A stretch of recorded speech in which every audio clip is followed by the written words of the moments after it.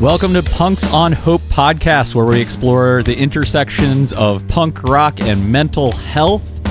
Please join the movement we got going on here. Like, subscribe, rate wherever you are listening. And in the comment section, if you're in a band, throw your band in there. If you got a zine, whatever you got, well, let us know where you're from. Join the movement. Punks supporting punks. My name is Mikey Livid. I'm joined with my pal and co-host, Joe Clements. How we doing, Joe? Doing great. How are you doing, Mikey? Pretty good. Pretty good. Yeah, cool. Thanks. Yeah, I say great, but it is pretty good.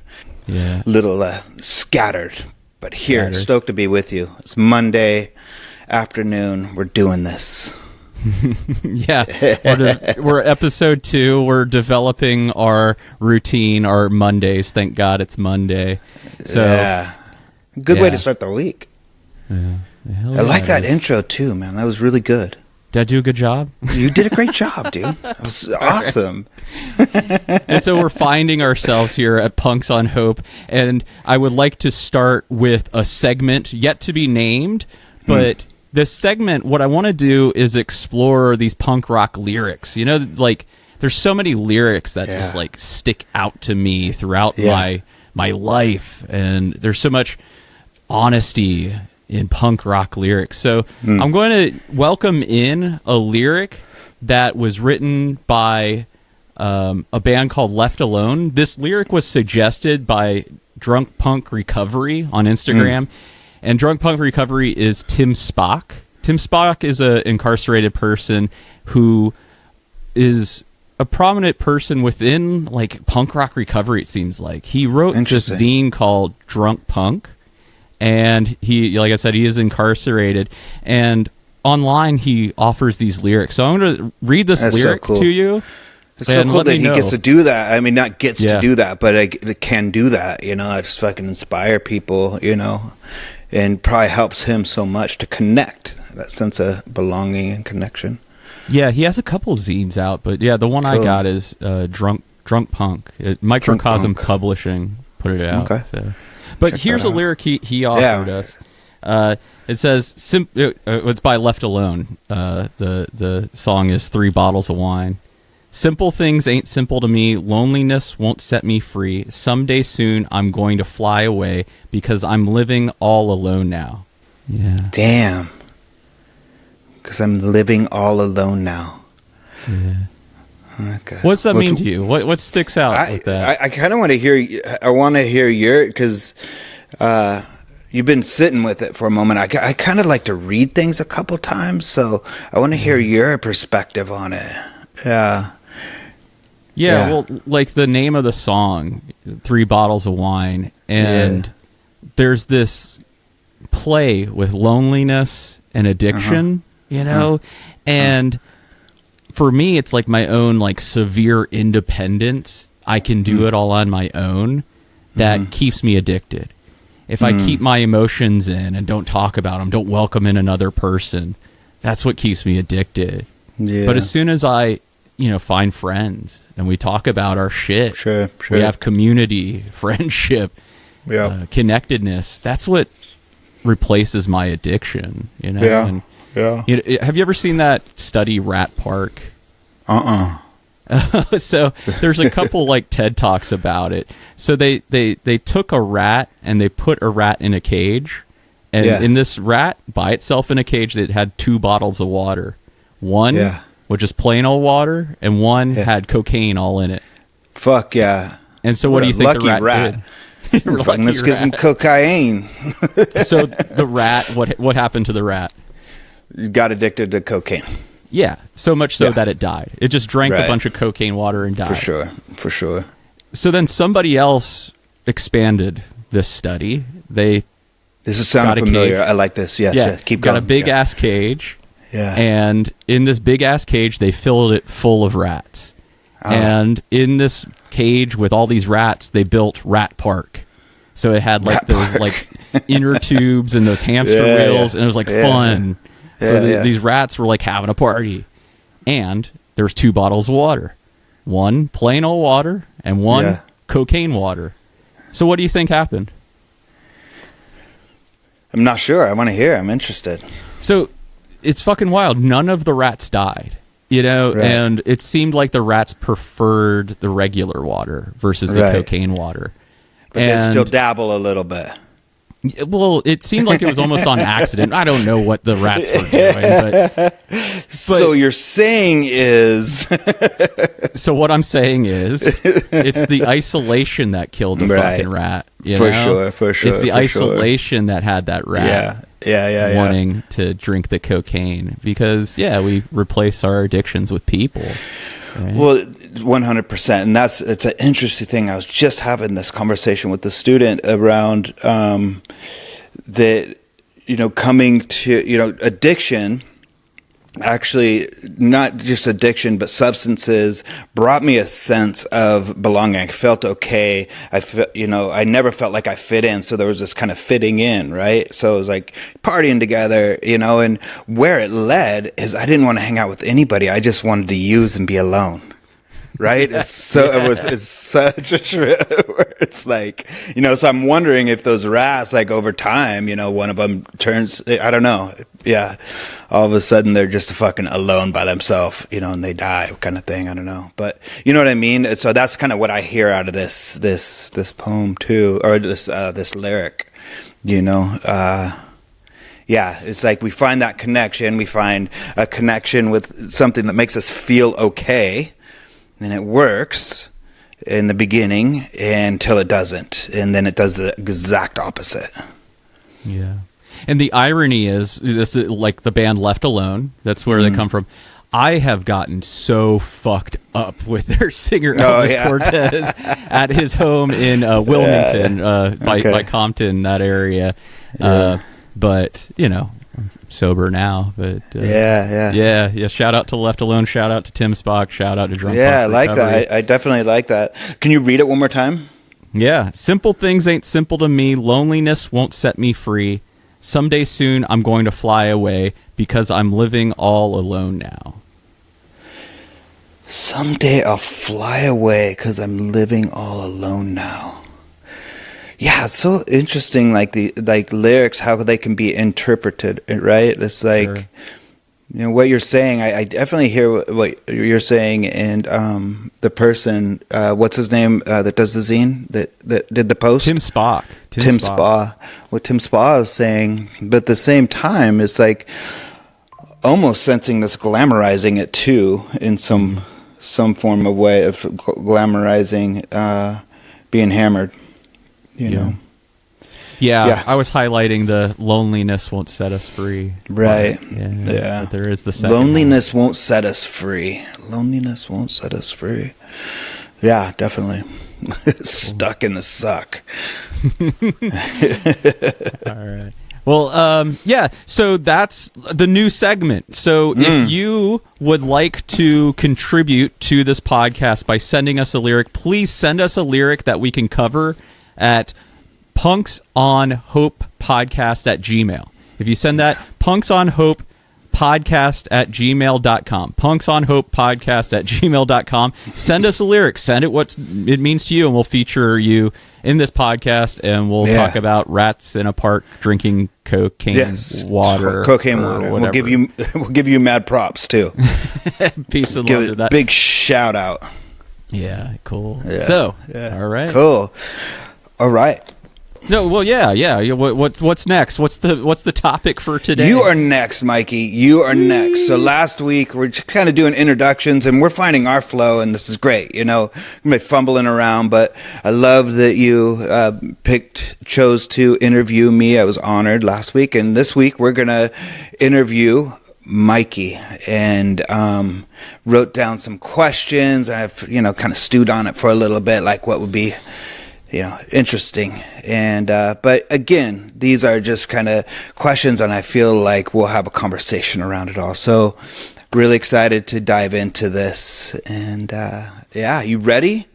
I love it. I love the attention. I love all of it for now until the questions get hard. But thank you for having me be the topic. Let's do this. It's beautiful. And if for all of y'all listening, me and Mikey don't really know each other well at all. We're getting to know each other too as we do this, and that's a really cool thing. I'm excited in that we've been in the same circles and same realms and know tons of the same people, whether it's through Buddhism or punk, spirituality, whatever it may be.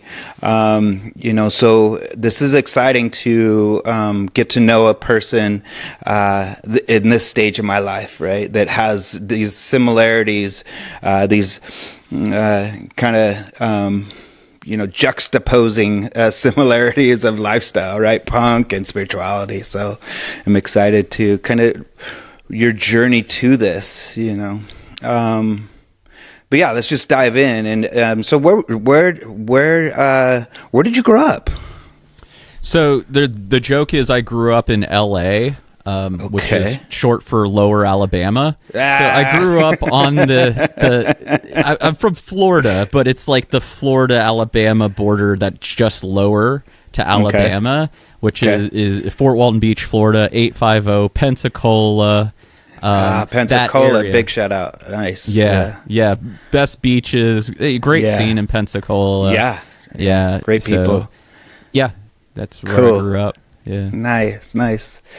And you don't have to answer this, but I kind of want to ask it. And I think I know it already. Is Livid your real last name? No, Livid is not my real last name. So, these things happen in punk rock. You get, I saw my boy. It's fucking really cool. I wish I had a cool, made up a cool name for mine. Joe Schmo would probably be mine. Well, it's like you're given them. You just ended up. Yeah, I'm exactly. Surprised you're not Joey Fury, it was Joe Fury for a long time. Yeah.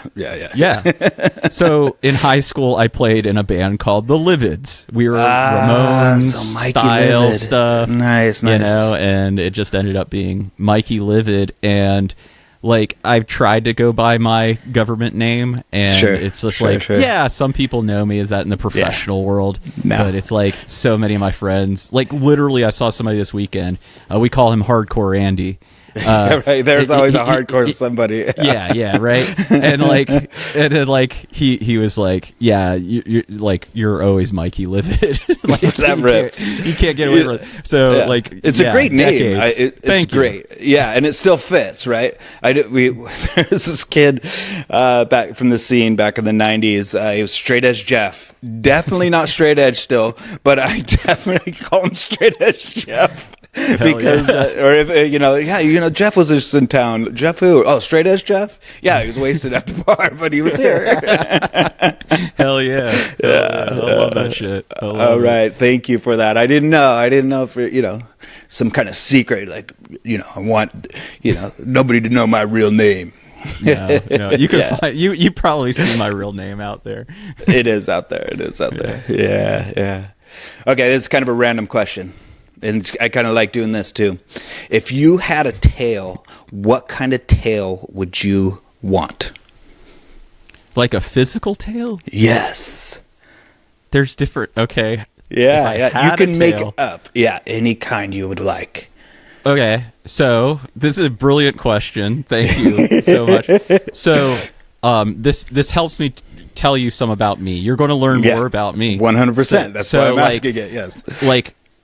Punk rocker. I'm a punk rocker, and punk rock's so offensive. G.G. Allen, we were talking about, shitting TSOL on stage. Lyrics. Should we bring those TSOL, in? fuck the dead. But these days, the most offensive thing about me is I'm a Disney adult. People hate Disney adults. You and my kid would fucking bond so hard. Going to Disney this week. Oh, hell yeah. Yeah. But you have the better Disneyland out there. Disney World is the fucking shit. I appreciate the respect. Disney World is the shit. Respect. I like it out there. I don't like the weather out there when I'm out there, but I definitely would love to go there. Anyway, back to this tail. So the tail would be, Epcot. Because we have Epcot. Y'all don't have Epcot. Epcot, it has a mascot, Figment. And so Figment is a flying dinosaur. So it's like a figment of your imagination. And Figment's this dinosaur that's purple.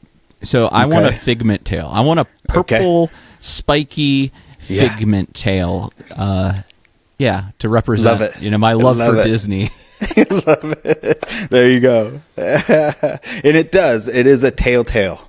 Right? Yeah. This question is one of my favorites. It was like I asked that fairy tale. The fairy tale. Yeah, I work with. I don't like using this term, but at-risk youth, right? Whatever. But I ask that question a lot. It's a great one.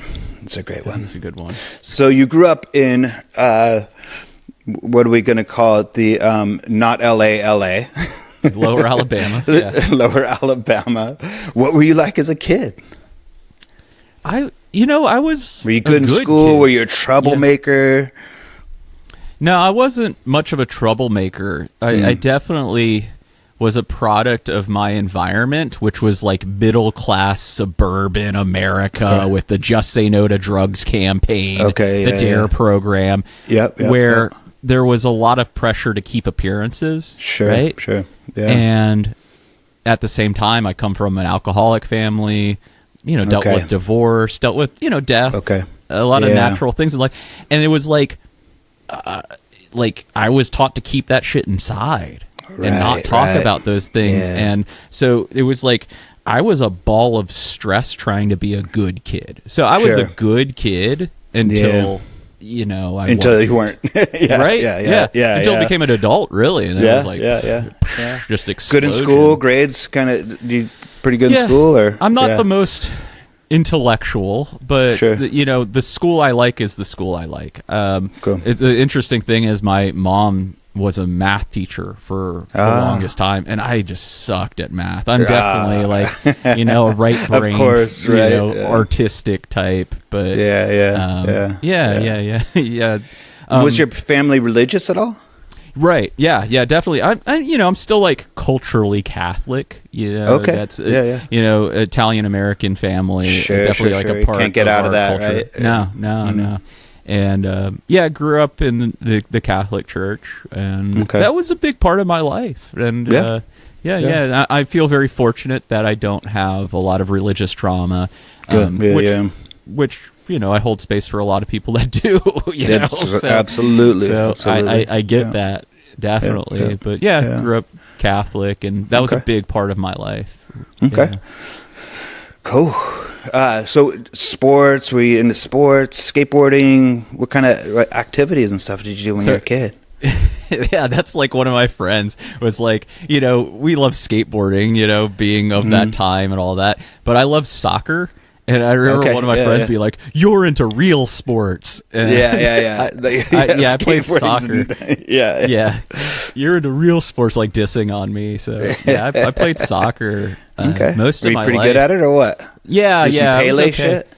Well, I was a defender. And I talk about those pent up emotions. Like I would fuck people up, and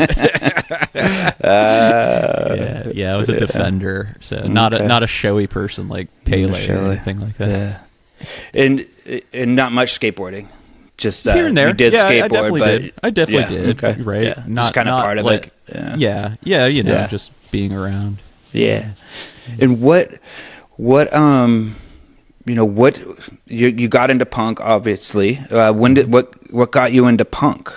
What got you into listening to punk?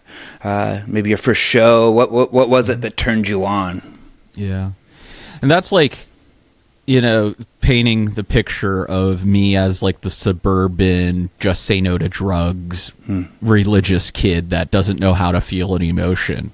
Right? My parents get divorced. My father is an alcoholic, and it's something that seemed to happen in my family. It only made sense that punk rock became a part of our lives. You had no choice. The kids, right? It was like, hearing like, Black Flag for the first time, and it's like, holy shit. Right. Like I was taught to keep my suffering hidden, and they're like fucking on stage screaming about suffering. It was like, this is it. This feels so right to me. And so it was a feeling. Definitely a feeling, because I'm the youngest of three, and my sister's 10 years older than me, and she got into punk rock I'm assuming Okay. for the same exact reasons. Yeah. I remember my sister went to college and she came back with a green mohawk. Oh hell yeah! and it like flipped everybody out back in Yeah. early 90s. And it was like whoa, what's that? And she used to give me these mixtapes, and I love mixtapes like cassettes, right? Yep. And I still have some of them. They have so 7 cool. seconds. Yeah, always. Yeah, 7 seconds was one of my first mixtape. Yeah. Oh, really? Yeah, somebody gave me a mixtape with 7 seconds on one side, and I think Run DMC on the other side. Hell yeah! I went going to this school, and it was like me and him were the only punks at this school, and it was such a cool thing, right? It was Run DMC and 7 seconds. It was so cool. Damn, I love Run DMC. I saw them. Before. I've seen 7 seconds a few times. So 7 seconds. Social Distortion was on there. I love Social Distortion. Yeah, still. I'm trying to think what Circle Jerks were on there. Yeah. Okay. A lot of that time period. Yeah, but one West Coast representing. What's up? Yeah, well, and the Ramones were on there. Which the favorite on there was the Ramones. For sure. I became obsessed with the Ramones, especially being suburban kid. It was like Ramones weren't the spiky jacket, we're so punk, and it was like something about me as a suburban kid felt like, oh, I'm kind of not punk, and Ramones were like, oh, they're like big rock stars, so it's cool to like them. But eventually got over that and started going to shows. My first punk band I ever saw was the Ramones.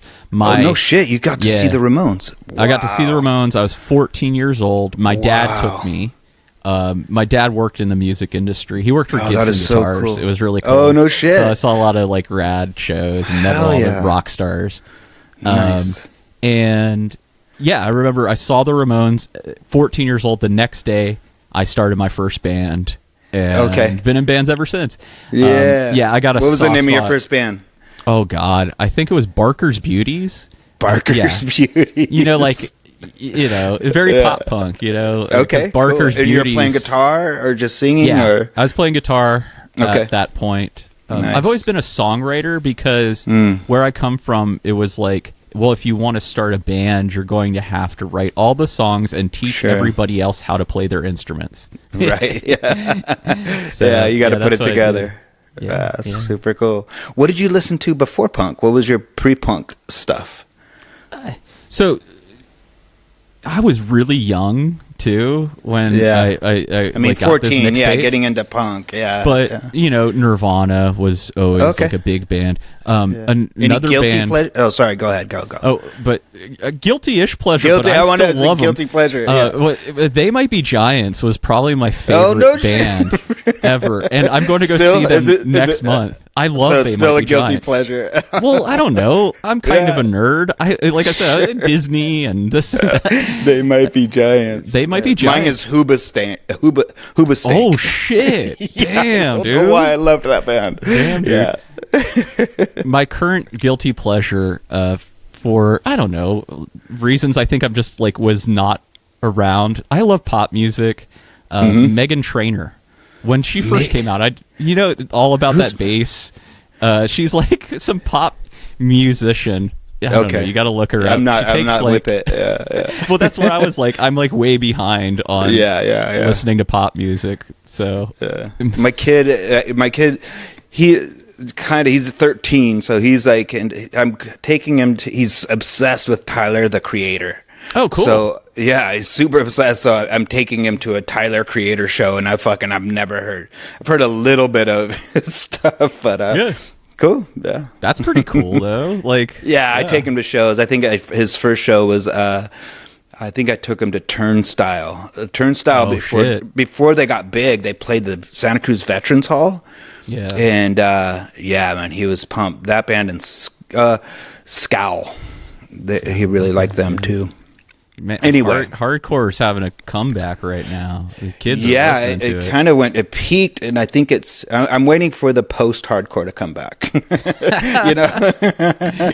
That's what I'm playing right now. So I'm like, it's right around the corner. All right, guilty pleasure. They Might Be Giants. I fucking love it. And so your first show was the Ramones. That's fucking amazing. Yeah. So amazing. My first like punk show, like DIY punk show, was at like a church basement. Okay. I remember the bands? Huntingtons. The Huntingtons. No shit. Like They're Ramones. Definitely, you're so pop punk. Yeah, I am. There was a band called Blaster the Rocket Boy. They turned into Blaster the Rocket Man over time. Kind of like Dead Kennedys style. You know how like Christian bands back in the day used to just take a band and but I still like Huntingtons. So were you a Lookout kid? Did you love Lookout 100%. Records? 100%. Lookout Records. Do you know that fucking kids? My kid even says, like Green Day. He went through this big Green Day phase. Loved Green Day, and he's like, Dad, my friends keep calling me emo because I listen to Green Day. And I'm like, that's not emo, dude. Emo? Like, they're calling like pop punk emo. It's pretty funny. Yeah. So who knows? I'm super out of touch. No, those kids are wrong. Green Day is not so emo. Wrong. It's not emo. Pretty funny. So you started playing music. I'm curious, like now, like your dad. So did you just have a fucking Gibson? Were your dad just like, here you go? Well, they were around, right? Yeah. So he would have. What was your first guitar? My first guitar was, I think it was one of those cheap Epiphone specials. You know, that you could get in the box. So your dad, did your dad hook you up with that one? Yeah, definitely. He's like, play this first. Right, but our house, because this is pre-internet, and he used to have samples. So he would go around to all the music shops with the guitars as a sample, if you want to order it. And I still remember to this day, and I'm still looking for it. It was this like early 90s Les Paul Classic. And it was it was a remake of it said 1960 on it. Wow. And it was a tobacco burst. It was the uncover. No, this one was a Gibson. This was actually that my dad always had lying around. And he actually sold it, and I was like, holy shit! But it was so like, it's early '90s Gibson Les Paul Classic that I loved, but it wasn't. It was a sample that he had. Right. Does he have any like collectibles still around that you have now, or no? He passed. And due to his addiction, and that's a big part of my story. But when he went, it was just like everything else went too, and everything's gone. But big breath in on that one, bud. Yeah, thank you. Yeah. So maybe this might segue into this. It's like. When did you start turning towards behaviors of escape, and why? So, that's a real question. Yeah. I think with me, it's like this escape at the beginning was hiding. Dishonesty to a certain degree, because I never felt like I could be honest about how I feel or my authentic expressions of who I am. Back to being the good kid and being the good kid. And then after that, beer was it. Like I remember when my first drink, I was 14, and it was tequila, and that was good. That worked. That was good. Shortly after, there was no cocaine water, but tequila will do. That came right after. Almost instantly. But I remember my first beer. I was at my boy Chris's house, and I drank it, and I remember this it was like the most comforting thing ever, because it's like, oh, this is my dad. Because I always grew up with my dad smelling like beer. Wow. And it was just there's a connection. Huge comfort in that it was like, oh, like I'm home drinking this beer. It was a Budweiser, and my boy Chris's house, his mom was gone, and we all got a bunch of beers, and it was just like, oh, like all that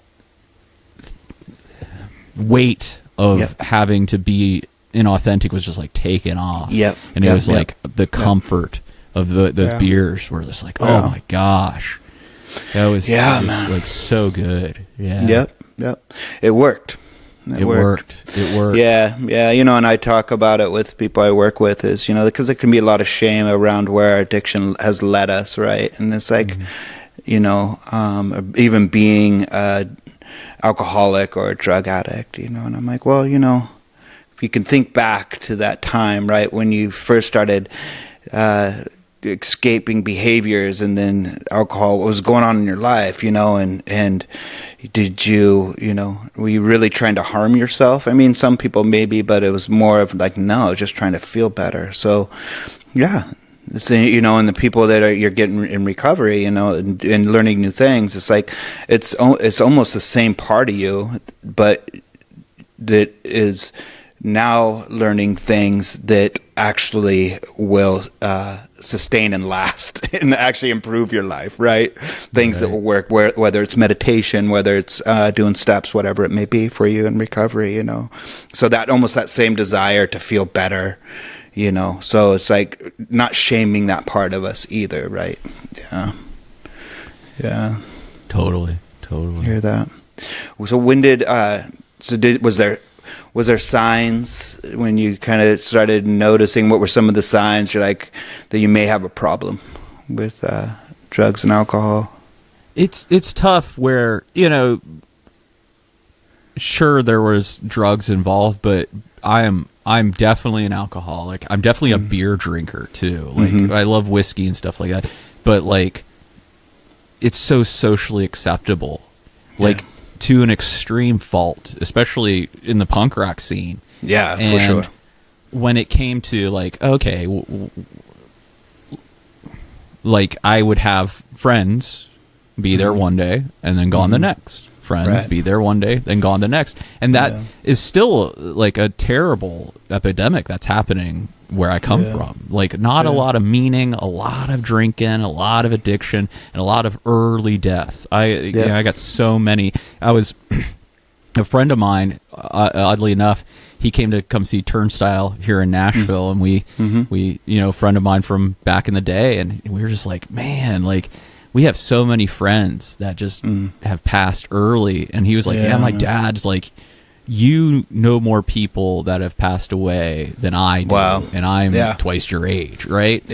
And it's just like, that was socially acceptable for me to die at an early age. Even my father died at a relatively early age due to his addiction. So like it was being sick and tired of being sick and tired. Like how many hospital visits do I need to go to? Like, being, you know, pure chaos. I've been jumped, you know, and I've been stabbed in a bar fight, you know, just like that, like, when situations you would not be in today. You know? But it's just not at all. Yeah, totally. And it's like, I don't know if there was any moment of like, aha, because, my recovery doesn't necessarily have a rock bottom because there was no bottom. But it had a glimmer of hope that was so bizarre. Interesting. Let me go into this glimmer of hope because it was so fucking that's weird. Like kind of what brought you to recovery, because that is cool. There was like a little, so what I'm hearing is just like darkness and getting in situations that you would never be in, and not really having a bottom. It was just like you're just part of this thing. I'm assuming that you know you're in bands, you're partying too. It's just kind of part of it, right? And so what led you to recovery? And you know, living at a $300 a month apartment. The window's broken out because I got drunk and the landlord won't fix it, and the beach air is coming in, right, from living in Florida. And I'm living across the street from my favorite bar, and I'm playing punk rock, working at a like a tourist spot in Destin, Florida. I don't know if you know Destin. It's a big, huge tourist spot in Northwest Florida. Pretty beaches and all that. And they, you know, I had like a floppy blue mohawk and a dreadlock rat tail, and I have a big mouth. So I was working the door at this place, right? And one night I was reading this book because I really got into spirituality, Buddhism. Okay. You know, that's when like this time when Dharma Punks by Noah Levine came out and hardcore So before Zen. You were in recovery, while you were still... I was just reading, you know? Okay, I was cool. just reading. Hardcore Zen by Brad Warner was like a big book of mine. A couple other, you know, spiritual books, John Joseph, his stuff. And so I was like reading all of these books that were doing what punk rock was doing for me. Like I said, like that validation. That validation that punk rock's like up there on stage screaming about suffering. And then these books on spirituality, Buddhism are saying, life has suffering in it. And I'm like, holy shit. Like somebody's being honest with me for fucking once. And I was reading a book one night. It's called At Hell's Gate by a guy named Claude Anshin Thomas. It tells a great story of a Vietnam veteran who eventually became a Buddhist monk in the Soto Zen tradition. Oh, okay. I think I've heard of this. Yeah. And it was just like a page turner. And I was like, I got to put this book down because I got to get up for work tomorrow. So I'm reading this book, one of those books, put it down. I go to work the next day at this tourist spot in Destin. And I'm out there having fun with the tourists, having a good time. Pink mohawk. Yeah. Rat tail. Blue. Blue. That's what I believe. Yeah. Pink is now. Pink is and something I never saw before. A group of their German Buddhist nuns, bald head, black robes, the whole thing, start coming up to my work. And I'm like, whoa, what's this? So I run up to them. And in this group of German Buddhist nuns is Claude Anshin Thomas, the author of the book I was reading the very night before. And like, I had to freak him out. I was like, yo, man, I was reading your book last night. And rat tail, blue mohawk coming up to Buddhist monk. You freaked the fucker out for sure. Well, no, he was cool, dude. I'm sure, nothing freaks this guy out. You know? Right, that's cool. He's seen it all, right? Yeah. And he, he's a modern monk. He gave me his phone number, said, call me up. And of course I fucking did. Yeah. And I, started going to his monastery and doing, retreats there. He became my first support in anything. Recovery, being just a grown up, how to feel feelings. Because dude is, he's still a main support in my life. Severe post-traumatic stress, right? Sure, he works mostly with veterans. And he went to Vietnam at 17 years old in developmental stages, and he's witnessing hell, right? Yeah. And it's so inspiring that it was like me getting sober would mean be a good person, good, well-adjusted person. And it's like, that seems so far away. Yeah. He's not a good, well-adjusted person. He's a peaceful person. Yeah. He taught me how to make peace with a lot of the emotions I was feeling, make peace with some of the traumatic experiences that I was experiencing in life. And it was like, I think I could do this. Yeah. He can do it this way. I could do it this way. Wow. And talk about tough love. Like Vietnam veteran and Soto Zen monk. I was gonna say, rigid. He whipped my ass into shape. Taught me how to meditate. Really was like really black and white at first. I needed it. And don't those do were that. Your do that. Interesting. And those were your early days of recovery. Was going to the Zendo and working with him. Wow. Yeah. That's great. Kind of like, have you heard Dave Smith's story? Like getting sober, like he went to a 3-month retreat. And he's like, this is fucking hell. To get sober, just detoxing at a 3-month silent retreat. So similar. Very similar. I think maybe I got a little bit more support than needed at a 3-month retreat. But like, very unique. Sometimes I felt odd and weird, or addiction is a spectrum, and I'm not sure where I sit on that spectrum. But I know there's a couple different addictions I have, like I said, alcoholic, adult child of an alcoholic, totally. Stuff like that. Behaviors, it's the behaviors, right? The addictive behaviors. It's that. Right. That's the escape. And not wanting to be with the way you feel. And it sounds like your teacher really supported you and helped you with that, which is really cool. And like, I don't know if it's unheard of, but I do find it's not unheard of, but it could be dismissive. I think I think that Buddhism sometimes can be dismissive of that a little bit, my own personal, it's not self, it's not personal. Right. It's like, okay, this feels really personal, so it's beautiful that you had that support. Yeah. And I appreciate that it wasn't intellectual. He wasn't teaching me, this is what Buddhism is. This is the First Noble Truth. He was like, hey, let's sit still. Yep. And when you feel things, let's talk about it. Beautiful. That's fucking cool, man. Yeah, love that. Such good support in the fucking early days, especially. So many fucking feelings. Like, wow. So, yeah, that's such it's an interesting way to not only, find sobriety, but in the early days, and finding the Dharma all at once. It's just like, boom, it's like big bang. But with all that, and where, we'll get into where you're at now, but, what does spirituality mean to you? What is spiritual, not like how it means to you, but what does spirituality mean to you? It's different for everybody, I think. Yeah, where to me, it's in contrast to materiality, right? That we live in this material realm, where it's all materials are impermanent.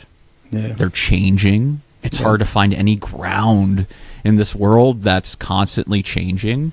And so the material realm, while it's fun, I love it. Mm-hmm. We're having a blast. 100%. Yeah. It is also unsatisfying. It will never quench our thirsts, And that's kind of why I like Buddhism. It says what things aren't, this word spirituality in a Buddhist context, I don't know if it fits, but lack of better term, that's what we use, right? Sure. Mm-hmm. Because it is the thing that we taste, we touch into, the whatever it is, void, emptiness, the heart, the love. That isn't that material stuff. Right. Yeah, it has nothing to do with outside. Yeah. And that's where, like I said, not necessarily the intellectual, well, what did the Buddha say about spirituality? Right. But can you taste that love right now? And that's what I'm speaking to, right? And that's exactly what you're talking about. Not what all the different modalities are saying. What does it mean to you? Because, we can say, well, the Buddha said, and da-da-da-da-da. But there's something and it sounds like it connected you with something true in yourself that is beyond causes and conditions. Mm-hmm. Yeah. Love. Yeah. And beautiful. To practice that and get good at it. That's what we were talking about, punks on hope. That's what I have hope in, that I can develop a skill of love. Yeah. Beautiful. Love that. And with the Buddhist message, you're a Buddhist teacher. Yeah, you call yourself a Buddhist teacher. Yeah. Yeah. 100%. What do you think the most helpful message of Buddhism is? Yeah, the most, right? For you, I mean, it could be a personal thing, right? It's kind of a vague question a little bit, but it's like, what is the most for you that this is the most important message to me around Buddhism? Because it's, to me, I can see that, it's such a part, it's ingrained in who you are. Yeah. And it's, I got asked a very similar question last weekend at a treatment center. I was teaching a day-long workshop at a treatment center, and they were like, "This is great!" And then asking me that, what does this do? And I recalled a memory I had, and I think most meditators have had this same exact experience, that I was in the Zendo at the Soto Zen place, and everybody's much older than me. They're all wearing robes and they have their shaved heads, and we sit with our eyes open, and it was like this, like, everything's proper here, and I'm like this, like, I smell like food and not so depression proper. And not so proper. You smell like depression. I like that. Yeah. Yeah, that's a thing. Yeah, it is. It is. And like, I'm sitting there meditating, and I'm trying to do the thing, and I get an itch on my nose.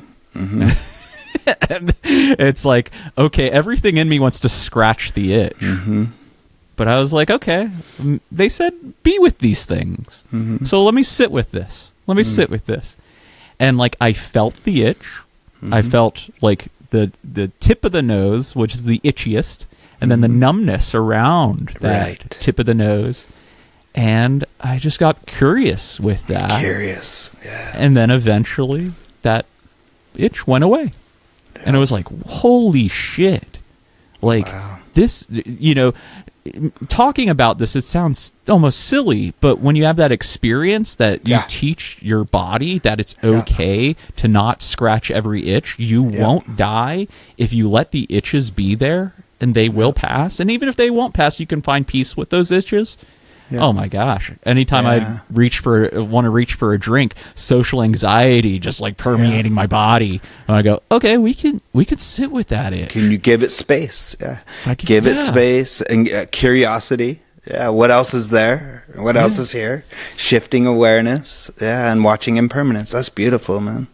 So I think it is like non-reactivity, right? To use, kind of almost like a modern Buddhist term, non-reactivity. Sure. But that experience to not obey every impulse in me, but also not stifle every impulse. So having that choice of responsiveness, is like huge. That, hey, maybe I can call my teacher or call a friend when I'm feeling anxious rather than reaching for that drink. The reactivity saying go for the drink. And then the responsiveness is, I just need a hug, So, well, that's the curiosity and giving it space. You can find what you really need. What is, rather than that quick reactive, you can learn to respond is what I'm hearing too. More wise and compassionate way. Yeah, that's beautiful. Sounds about right. Yeah. Is that true in your experience? Similar, right?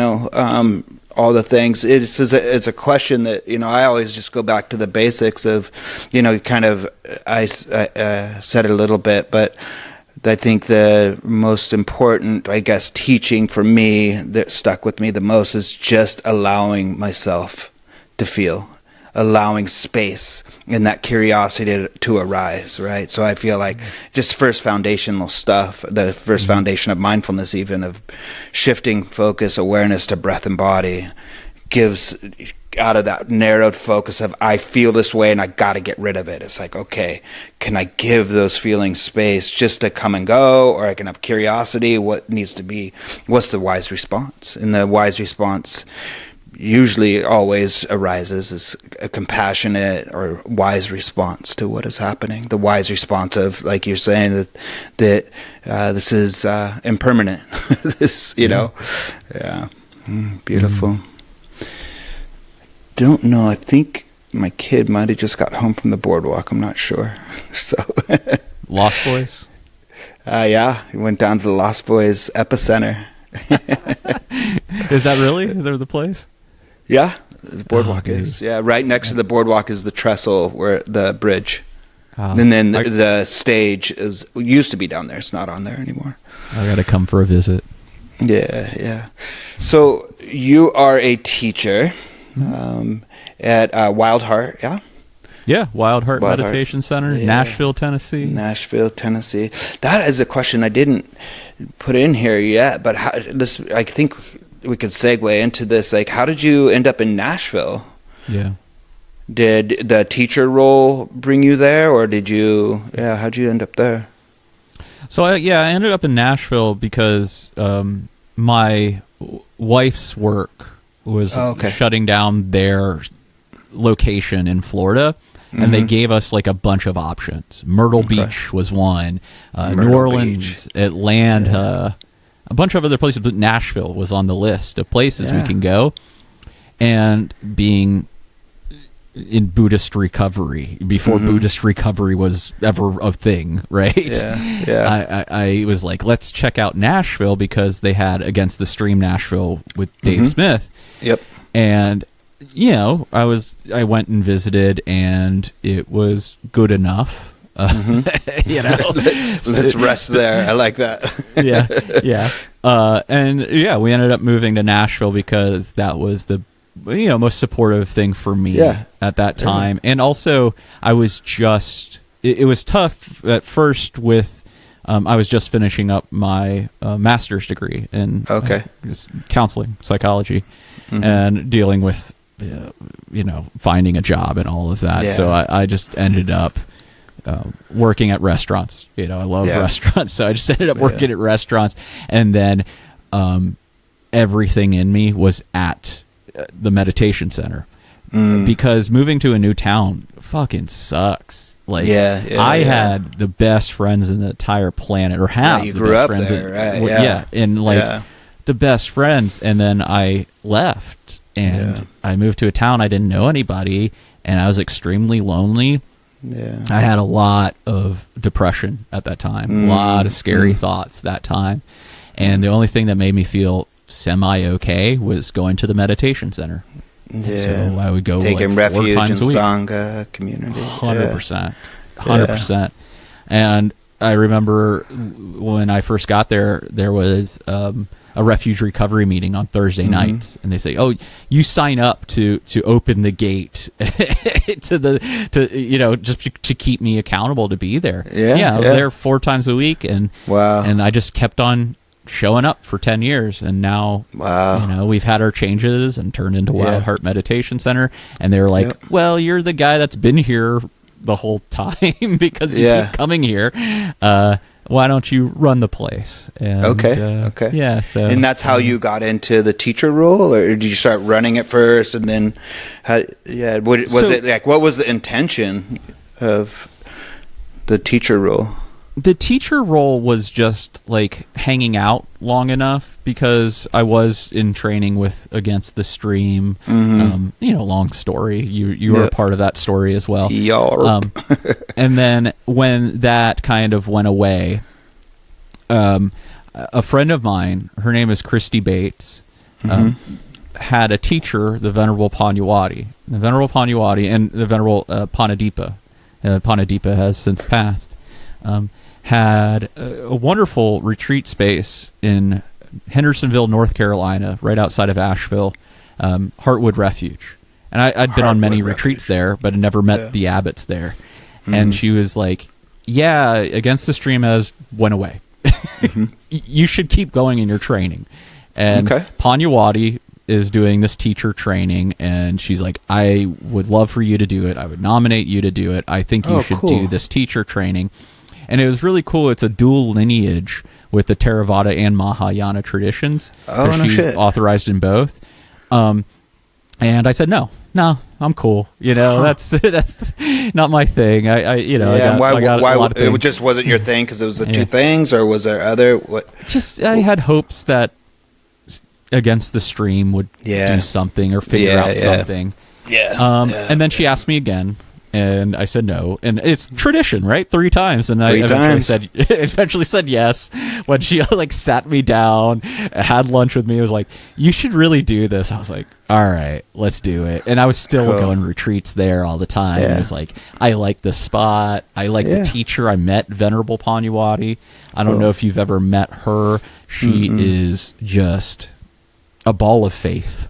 That I went from this very skeptical dharma of noting greed, hatred, and ignorance in the mind, and then I went to her, and she's all about having faith and talk about spirituality, and really lifting up a lot of the the beautiful aspects of the Dharma, the blissfulness and the hopefulness, and beautiful. A lot of that, and very much needed, especially, like I said, at that time, to paint the picture, it is like that depression time. And then I met her, and she just like cracked me right open. Depression. She smelt the depression on you.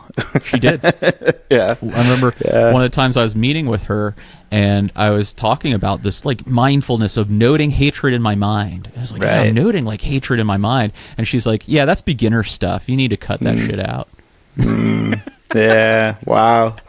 Deep. That's beautiful. It sounds like you're held, and I love that you just, went out of a rigid view of what Buddhism or what path we are, in opening our mind and our heart to other aspects and creating our own is Dharma, Beautiful. Love that. And even me sharing like how much of what I'm sharing now, it helps me let go. Right? That to see when the student is ready, the teacher appears.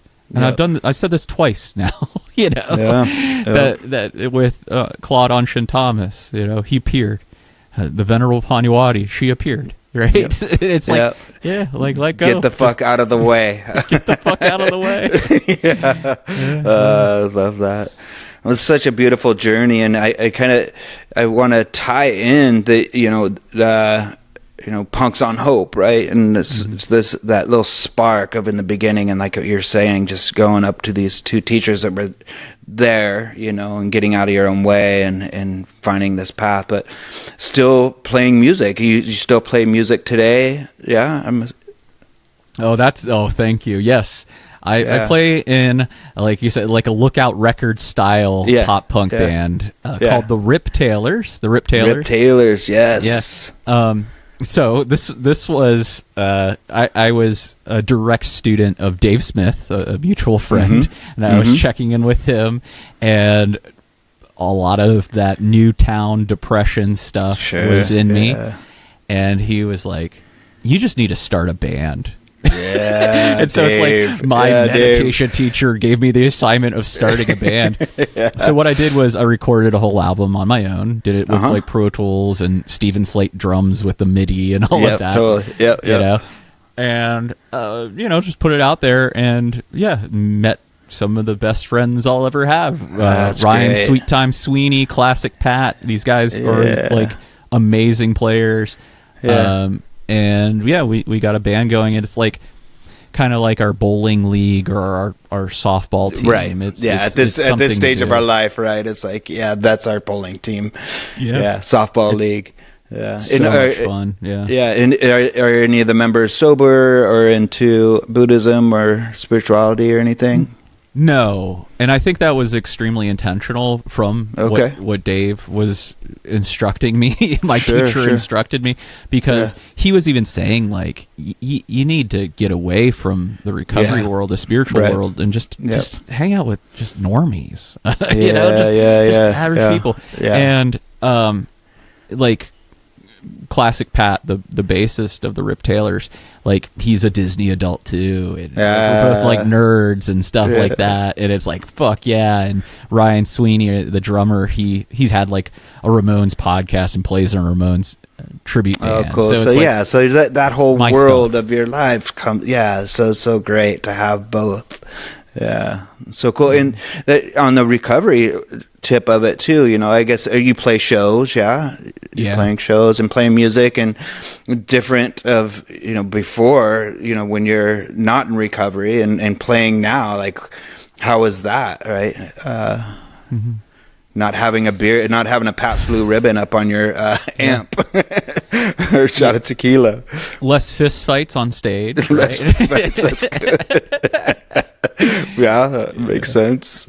Yeah, I don't know about you, like being like a front person, well, at least from time to time, and it's like something in me doesn't have stage fright. It's weird. Right. Like off stage fright, I'm terrified. You get me on stage, I'm like, I can control. It's a whole different. It's two different things. Yeah. So I love being on stage, and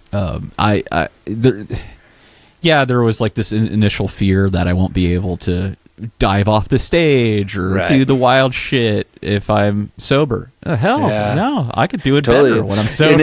And it's actually, you actually get to feel that energy that you talked about in the beginning of what brought you to punk, right? It's that energy you feel. If we're numbed out, we're not feeling that. We're just fucking, but there is a whole energy, especially playing music and playing that kind of music too. There's that, it's authentic energy that you get to tap into. Yeah.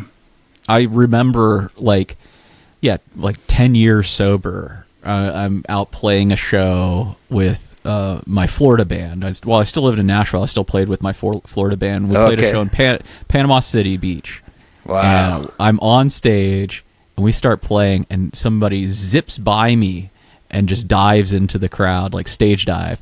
And I remember like fully being present for that with like deep gratitude. Yeah. And not being like, this is really amazing being sober and just really being in this fucking amazing moment that people are just stage diving past me. Feeling the transference of people into your shit, singing or whatever, stage diving. It's like there's such a transference of energy, like no barricades. We're just fucking in this. I love that. Yeah, the interconnectedness, of feeling that, right? And full circle, it's like that's what the Rats were doing in Rat Park, right? Totally, yeah, Rat Park, yeah. And it's like, this is like Rat Park. That's our new punk band, dude, Rat Park. Rat Park. Yeah. All right, get ready, y'all. Rat Park's going to fucking take over the world.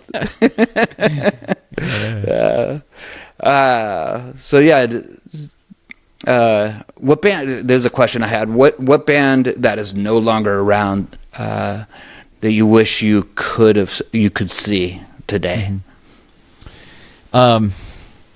There's not necessarily a punk band, but punk adjacent. The Specials. Oh, hell yeah! I never got to see the Specials. Would have loved to see the Specials. That's probably my number one. For a while, the Addicts, Viva La Revolution. They're still playing. They just played here. I saw them. I saw them. Okay, they're playing again. Like a lot of our to their detriment, really, a lot of these old bands that get back together, I'm like, oh, it's so cringe. I'm like, I wish I didn't see you. I don't know. They surprised The Addicts were me. rad, but I've seen some that I'm like, man. I had this image, when you're younger and there's like such a thing, and then you see them older and it's like different. I think Descendants do it really well. I mean, they kind of stayed together the whole time, but they did break up for a long time. So I was stoked to get to see them again. What can I ask you? What's yours? Like, what's your band you'd like to see? I would say I saw the Bad Brains, but it wasn't the Bad Brains. It's like I saw that. Bad Brains at CBGB's. Just like that era.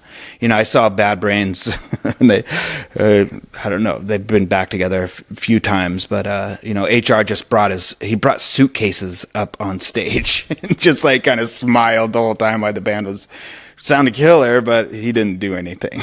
Was he holding that big guitar, that big body guitar the whole time? No, he had suitcases. It was so weird. He brought suitcases up and just put them right in front of him and just stood there, this gnarly smile, just like nodding his head the whole time. Yeah, so Bad Brains, CBGB stays. Yeah.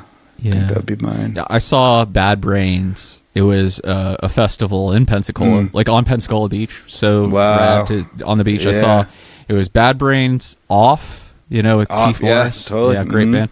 And then the bands got bigger. Gaslight Anthem played after that. Wow. Yeah. And then Pearl Jam was the headliner. So no shit, what a lineup. Yeah. What a fucking lineup. Wow. Yeah. Wow.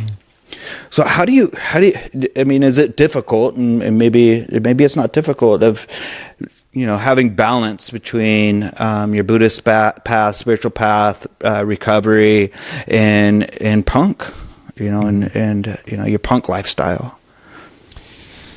These days, they support each other quite beautifully. Right. Yeah. Like I said, I got into punk rock probably for the same exact reason I got into Buddhism. That what we called the first noble truth of dukkha. That there is that aging, sickness, death, sorrow, lamentation, grief, despair, not getting what you want and being separated from all you hold dear. It's like, that's where Buddhism starts. That sounds fucking punk as shit. And it's like, if I, go to my heart, and it's like, if I allow my heart to be in my punk rock, that is my dharma. And I love that Buddhism doesn't separate between the sacred and the profane.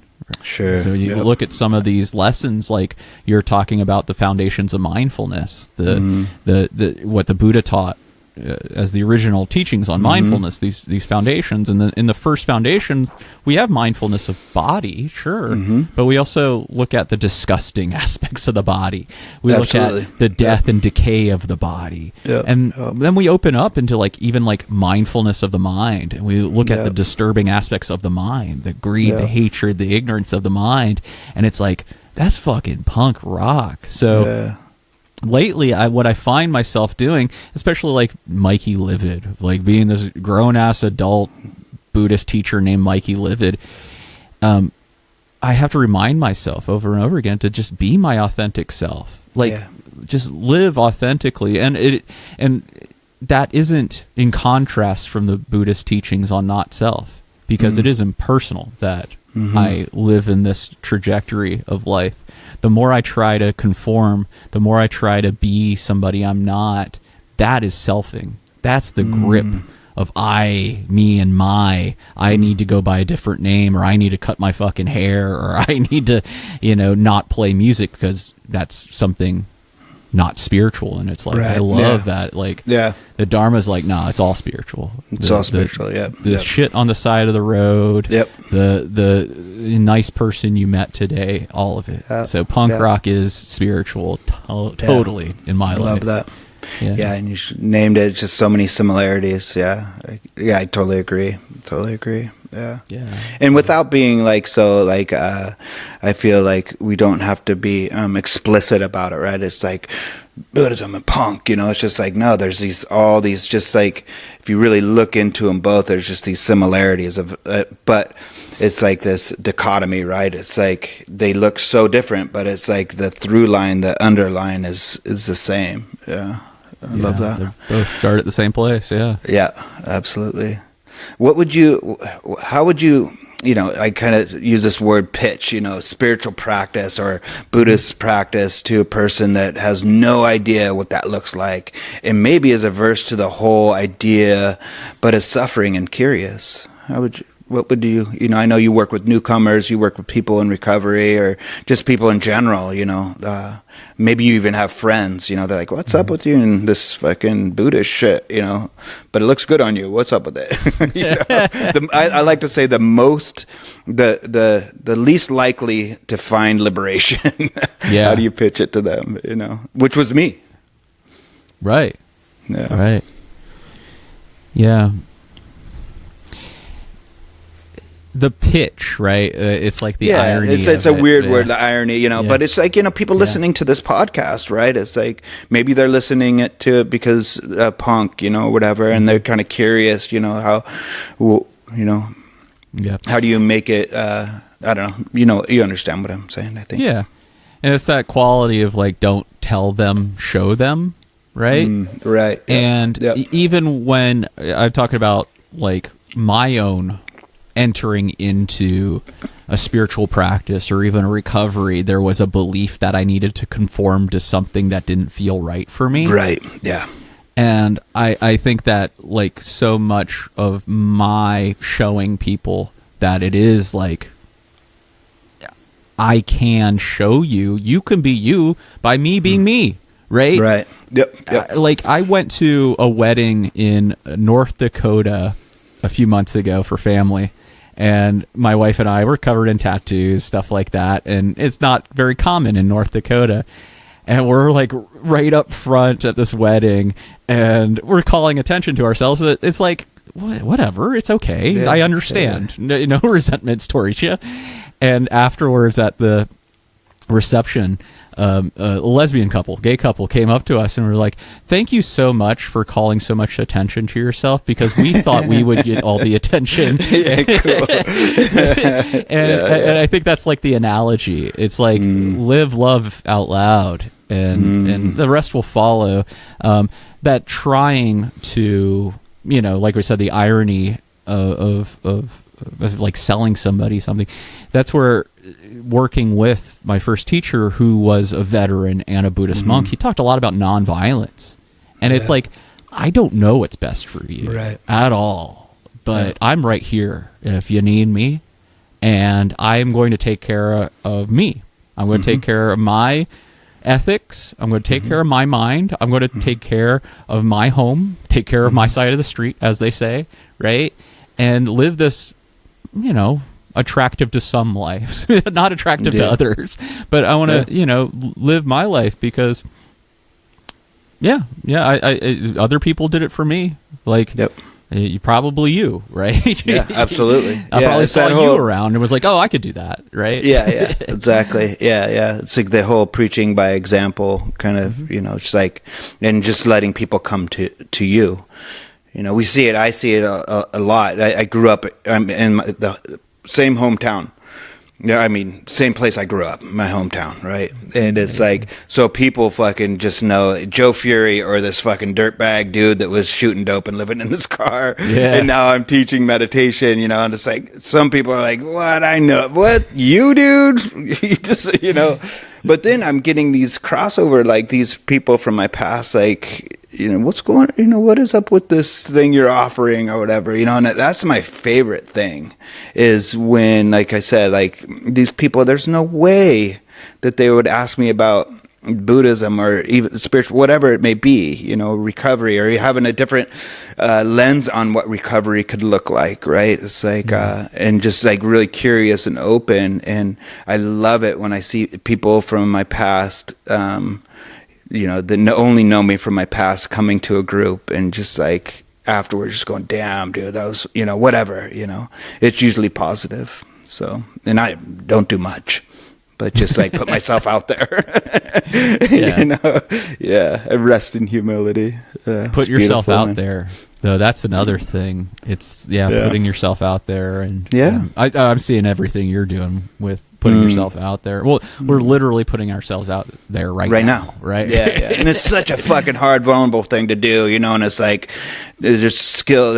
I try to be as skillful with that as like I used to hide in humility, right? Like, oh, I'm just this little guy kind of thing, whatever. Now I'll rest in humility, where it's like, okay, and I just did a post this weekend or whatever, about having a space for our group, and I'm just like, cringe, but fuck whatever, and just like, okay, just do it. Like I would say, I don't know about you, but 99% of this stuff, I still am like cringe worthy, but it's just me, It's you look cool as shit though. Thanks, man.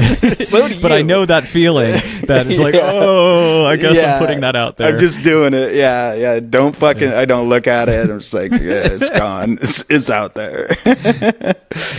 Beautiful. Cool I love it. I would, definitely like seeing you, not knowing you and just seeing your content. I'm like, okay, there's this authenticity and just you. It's like, it was very attractive to me. So, I appreciate that. And I can see being a benefit for people that, I think that is like I said, like, I love that, there's people that, cool, you have a practice, and you want to come work with me. But I love it when it's just these people are just like, there's no way that they would ever come to a meditation group, and they fucking come. Just because, this guy looks a little different than what I thought, or sounds a little different than what I thought this looked like, or I was supposed to be, so beautiful. All right. So it's just getting really long. Got a few questions here, but this is great, man. I really appreciate it. So this one is kind of random off the cuff, but kind of, I like this question a lot. So think about it for a moment. Mm-hmm. If there was a book written about your life and up until right now, this moment, what would the title be?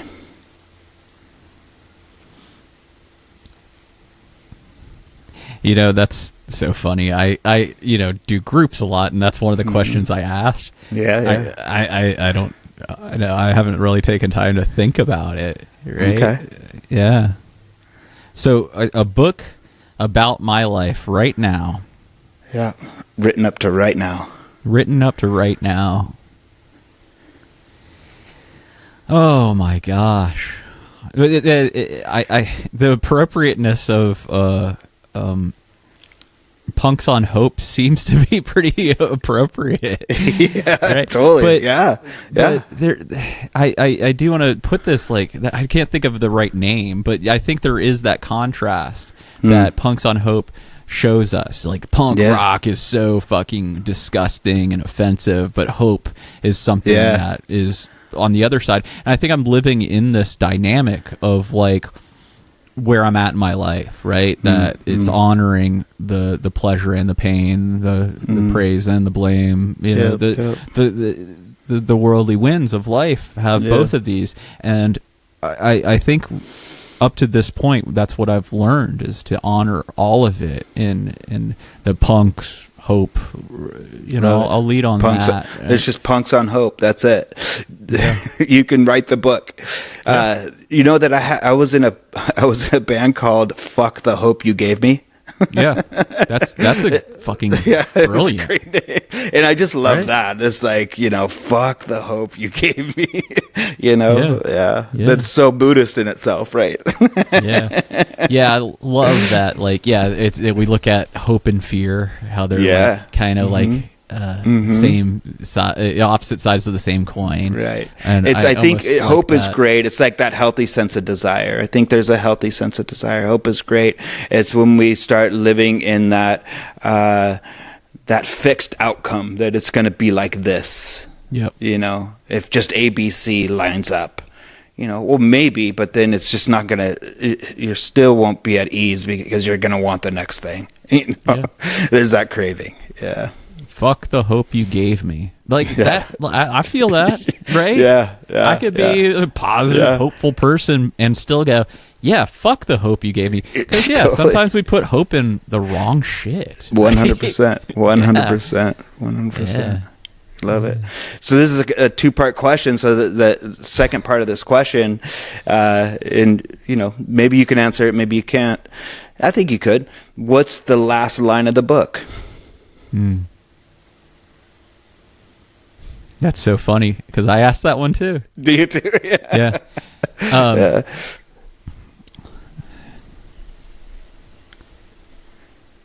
Okay, this isn't it. But the line that comes to mind, like, I had this. That's cat. All we're asking for. What comes to your mind? What comes to mind? I had this cat, and this cat for 14 years been through like everything with me. This cat it was named Evil. White, fluffy, beautiful cat named His Evil. name was Evil? Yeah. I love it. Punk rock, right? And I always said, what happened to the boy who got everything he wanted? He lived happily ever after. That's the end of, like, Willy Wonka, Charlie and the Chocolate Factory. So, what happened to the boy who got everything he wanted? He lived happily ever after. Boom. There Not you that go. I'm getting everything I wanted. You're on that path. You still might never get it, but not that you wanted, but probably that you need. Sure. To learn. Cool, man. So what's next for you? What is what are the next steps? What are you excited about, in the life of Mikey Livid? Yeah. Besides Punks on Hope podcast, because this is happening. #1 podcast, taking over the world. Cool. Yeah, it's Punks happening. on Hope. Like I talk about bowling leagues and stuff like that. This is something that I'm like really excitable about, like something to look forward to, something to have hope for. And it's like thinking of the questions, thinking of how we're going to do this podcast. This is definitely something that I appreciate you doing with me, because it is something to look forward to. Not my depressed mind in my past inclinations, it wasn't a lot of looking forward to things. Right. So thanks for doing this podcast that leads me to, like, every week I can look forward to doing this. And even this question of, like, having something to look forward to, what's next? Yeah. And I wrote a book. This is, something that's important to me, that I took time to write a whole book. And it's called Blood, Guts, and Buddhism. The Dharma of horror movies, heartache, and the nature of suffering. Blood, Guts, and Buddhism. It plays the interplay of horror movies and Buddhism. Meditation. That is great. Stuff like that. That is great, man. So it's in the publishing world. Or is published? No. So behind the scenes, I have an agent right now that's out there. Shopping for it. So if you are interested in getting the audience a sample, can look forward to that. That's the audience can look for that. But if you're a publisher and you're like, hey, this may be something I may be interested, Punks on Hope podcast at gmail.com. Yes. Fuck yeah. Beautiful. The other things, Wild Heart Meditation Center is a very unique and beautiful thing. Like, I think the community gets that. What we are doing is very rare, because when I started meditating, it was like me and then a group of a couple monastics that lived in the space, and that's about it, right? Yeah, a group of like 4 people getting together meditating every day. And then at Wild Heart, we just have a building in East Nashville, and it's fucking packed, like, that's almost cool, every day, right? That's so cool. It's just amazing. So if you're in Nashville, come check us out. Wild Heart Meditation Center, wildheartmeditationcenter.org. If you're not in Nashville, come check us out. We got the podcast. We have an online class on Monday nights. So love to see you around. Right? That's great, man. Yeah, that was my next question. How can people connect with you? And any other, your Instagram or anything like that, how can they follow you and stuff like that? Yeah. How can they find your music? Well, you can find me, Mikey Livid, the cool thing about having an absurd name. Look me up anywhere at Mikey Livid. And you'll show up. Yeah, it'll be me. And then the Rip Taylors. If you want to find the Rip Taylors, Instagram's a great place. The Rip Taylors, baby. You'll get it whenever you find us. So, we got a few shows coming up around Nashville area. Yeah. So nice. Cool. Well, thank you, Mikey, so much. It's such a great conversation, and I'm just looking forward to more conversations. And this is really, really cool. So, anybody listening, y'all just hit up Mikey. Have any questions for him? Follow him. Practice with him. Great teacher, authentic, humble person. If you're liking this podcast, please like, subscribe, review. Really helps us out. Anything you want to add, Mikey? Yeah, Punks on Hope podcast, Instagram, wherever we're getting all that going. Punks on Hope podcast. Look us up. Stay connected. Join the movement. Join the movement. Punks taking care of punks. We do this together. If there was a theme of today's podcast, we do this together. When you say join the movement, I think of a pit, it's like we're all slam dancing. Somebody falls down, you're picking them up. Follow the movement, pick someone up. If they fall down, Punks on Hope. Punks on Hope. Love it. Yeah. Thanks. All right. Be well.